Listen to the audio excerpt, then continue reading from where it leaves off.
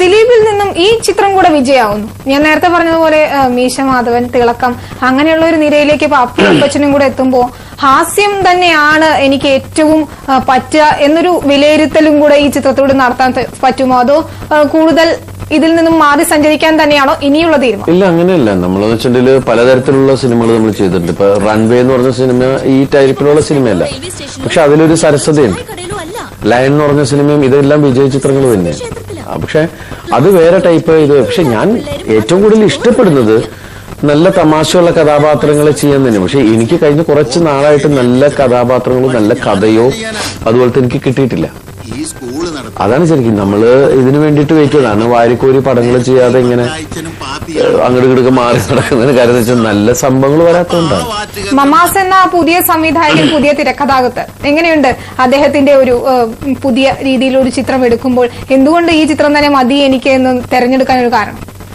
എന്റെ അനിയനാണ് എന്റെ അടുത്ത് ഒന്ന് പറഞ്ഞു, മമാസിന്റെ കയ്യിൽ ഇങ്ങനെ ഒരു ത്രെഡ് ഉണ്ട്, ഒരു അപ്പന്റെ മകന്റെ. അപ്പോഴാണ് ഞാൻ പറഞ്ഞു മാമാസ് വരട്ടെ, മാമാസിന്റെ കഥ കേൾക്കാമെന്ന് പറഞ്ഞു. അങ്ങനെ കേട്ട് കഴിഞ്ഞപ്പോ ഞാനും ഇന്നസെന്റും പണ്ട് ഇഷ്ടമെന്ന് പറഞ്ഞ സിനിമയ്ക്ക് ശേഷം ഞങ്ങൾ ഇങ്ങനെ പറഞ്ഞു നമുക്കൊരു അപ്പനും മകനും. അപ്പൊ അത് കറക്റ്റായിട്ട്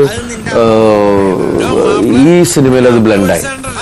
അപ്പൊ ഈ അപ്പനെയും മകനെയും തമ്മില് ഉള്ള ഈ കുസൃതികളും കാര്യങ്ങളും എല്ലാം നിറഞ്ഞിട്ടുള്ള ഒരു കഥ ഒത്തുകിട്ടി.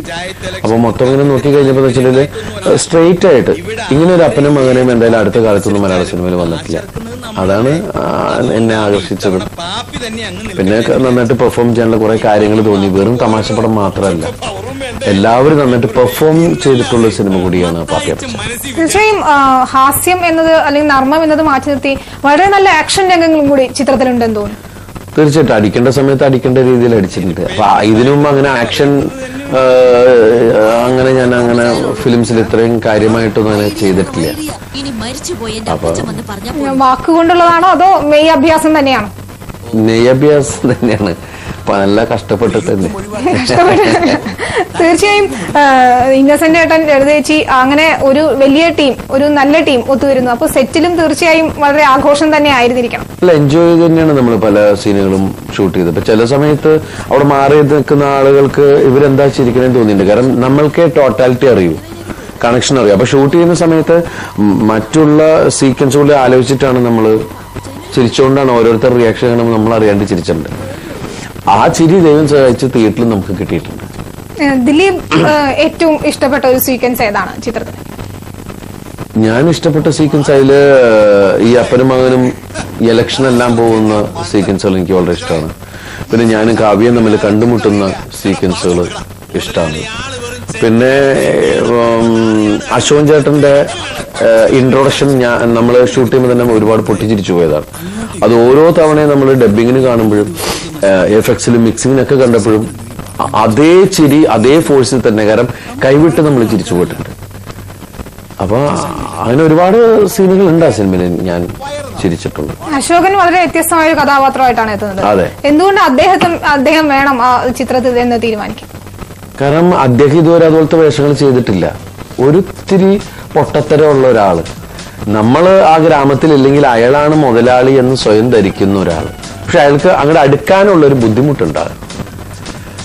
അയാളുടെ ഒരു ശ്രമമുണ്ട് ഈ ഗ്രാമത്തിലെല്ലാമായിട്ട് തലയെടുപ്പോട് നടക്കും. പക്ഷെ അപ്പനും മകനും കാരണം പറ്റണില്ല, പക്ഷെ ഒന്നും ചെയ്യാനും പറ്റണില്ല എന്ന് ഇയാൾ കാണിക്കുന്ന എൻ്റെ ലൈഫിലെ എൻ്റെ അച്ഛനും ഞാനും തമ്മിലുള്ള ഒരു റിലേഷനില് എൻ്റെ കൂട്ടുകാരെ ഒരിടയ്ക്ക് അച്ഛൻ കൊണ്ടുപോയിരുന്നു കൂട്ടുകാരായിട്ട്. അപ്പൊ ഞാൻ ചോദിച്ചു, അച്ഛൻ എൻ്റെ കൂട്ടുകാരെ എന്തിനാണ് അച്ഛൻ്റെ കൂട്ടുകാരാക്കുന്നത്?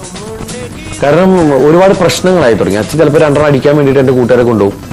എന്നിട്ട് അവരെങ്ങനെ വെച്ചിട്ടുണ്ടെങ്കിൽ എന്നെ കാണാണ്ടിരിക്കാൻ വേണ്ടിയിട്ട് അവരെന്ന് വെച്ചാൽ അച്ഛനെ കൊണ്ടുവന്നിട്ട് വീടിന്റെ അവിടെ വണ്ടിയിൽ വന്നിട്ട് നമ്മൾ വണ്ടി വരിക, കാറ് ഡോറ് തുറക്കുക, അടച്ചാൽ പോവുക, പിന്നെ ശബ്ദമൊന്നുമില്ല. കുറച്ചു നേരം നമ്മൾ കാണേണ്ടി വരുമ്പോൾ അച്ഛനെ മതിൽമ ചാരി വെച്ചിട്ട് ഇവർ പോയിട്ടുണ്ടാവും. കാരണം എൻ്റെ ഉമ്മ കണ്ടു കഴിഞ്ഞാൽ ഞങ്ങൾ തമ്മിൽ വഴക്കാവും. അപ്പൊ ഞാൻ ചോദിച്ചു, എന്തിനാ എൻ്റെ കൂട്ടുകാരായിട്ട് അച്ഛൻ കൂട്ടാവണേ? അപ്പൊ ഉള്ള പറഞ്ഞാൽ എൻ്റെ പ്രായത്തിലുള്ളവരെ മരിച്ചു പോയടാ എന്ന് പറഞ്ഞു. അപ്പൊ അതുപോലത്തെ റിലേഷൻ ഇതിനകത്തുണ്ട്. ഞാനായിട്ട് ശത്രുതയുള്ള ആള് ഒരു സിറ്റുവേഷനിൽ അപ്പന്റെ കൂട്ടുകാരാവുകയാണ്, എന്നിട്ട് എനിക്കിട്ട് പണി തരിക. ഇത്തിരി കണ്ടതിലെ ജഗജില്ലികൾക്ക് ആനി ടീച്ചർ ഏതെങ്കിലും തരത്തിലൊരു പ്രതിസന്ധിയാണോ?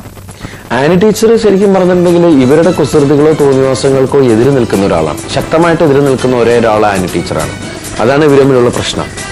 പക്ഷെ ഇയാൾക്ക് ആനി ടീച്ചർ എന്ന് പറഞ്ഞാൽ ജീവനാണ്, എന്നാൽ അവരുടെ ആംഗിള് വേറെ ആംഗിൾ. അപ്പൊ ഇങ്ങനെയുള്ള ഒരു രസകരമായ മുഹൂർത്തങ്ങളിലൂടെയാണ് പാപ്പിയപ്പച്ച പോകുന്നത്. തീർച്ചയായും പാപ്പിയപ്പച്ച പ്രേക്ഷകരെ സ്വീകരിച്ചു കഴിഞ്ഞു. ദിലീപിന്റെ ഒരു വലിയ ഹിറ്റിന്റെ ഒരു നിരയിലേക്ക് പാപ്പിയപ്പച്ച എത്തുന്നു. ഇനി എന്തൊക്കെയാണ് അടുത്തതും ഞങ്ങൾ പ്രതീക്ഷിക്കേണ്ട അടുത്ത ഹിറ്റുകൾ ഏതൊക്കെയാണ്? അല്ല, ഇപ്പൊ നമ്മൾ ചെയ്തുകൊണ്ടിരിക്കുന്ന ഫിലിം എന്ന് പറഞ്ഞിട്ടുണ്ടെങ്കിൽ ജോഷ് സാറിന്റെ ക്രിസ്ത്യൻ ബ്രദേഴ്സ് എന്ന് പറഞ്ഞ ഫിലിമാണ്. അതായത് ലാലേട്ടനുണ്ട്, സുരേഷ് ഏട്ടനുണ്ട്, ശരത് കുമാർ സാറുണ്ട്. വലിയൊരു ഇപ്പോ ബിഗ് ബഡ്ജറ്റ് ഒരു വലിയ ക്യാൻവാസിലുള്ളൊരു മൂവി തന്നെയാണ്. അതൊരു ഫാമിലി ഓറിയന്റഡ് ഫിലിം കൂടിയാണ്. പിന്നെ മണിയുടെ കൂടെ ഒരു ഫിലിം ചെയ്യുന്നുണ്ട്, ഫിലിം സ്റ്റാർ എന്ന് പറഞ്ഞ ഫിലിം. പിന്നെ ഇപ്പൊ തുടങ്ങാനുള്ളത് കാര്യസ്ഥൻ എന്ന് പറഞ്ഞ ഫിലിം. അങ്ങനെ തീർച്ചയായും എല്ലാം വിജയത്തിലെത്തട്ടെ എന്ന് ആശംസിക്കുന്നു. വളരെയധികം നന്ദി മാവിൽ അതിഥിയായിട്ട്. താങ്ക്സ്.